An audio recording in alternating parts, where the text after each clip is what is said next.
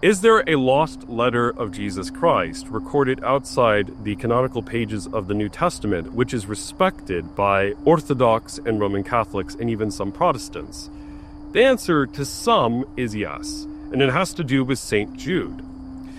What is curious is that in the 4th century, Eusebius, the court historian of Constantine the Great, records how in the earthly ministry of Jesus, King Abgar of Edessa was suffering from some disease, perhaps leprosy, and sends a letter to Jesus of Nazareth, ultimately saying, "You're going to die if you remain in Judea. Come, heal me, and be a great and mighty philosopher king over here." Jesus ultimately declines, but writes a letter which Eusebius reports to have a copy of preserved in Edessa's archives, stating that while he cannot come right now himself, as he's to die for all the sins of the world, that he was going to send another in the future. Jesus presses his face on a cloth. It becomes the miraculous image of the Mandylion.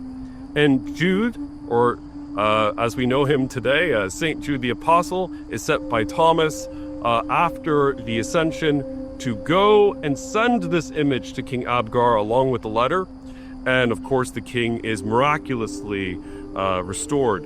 Scholars will debate, is this Mandylion, is this sacred image actually the Shroud of Turin?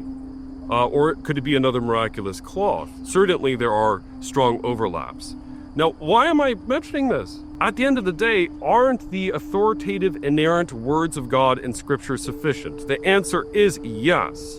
As a confessional Lutheran, I do hold to sola scriptura, the Bible as the sole, inerrant, plenary inspired rule of faith. However, at the same time, historical sources that speak of Jesus that are in concord with Scripture should be treated with interest.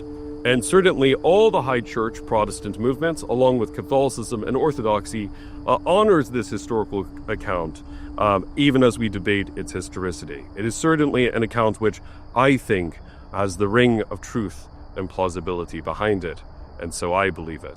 So check out Eusebius's letter of Jesus to King Abgar.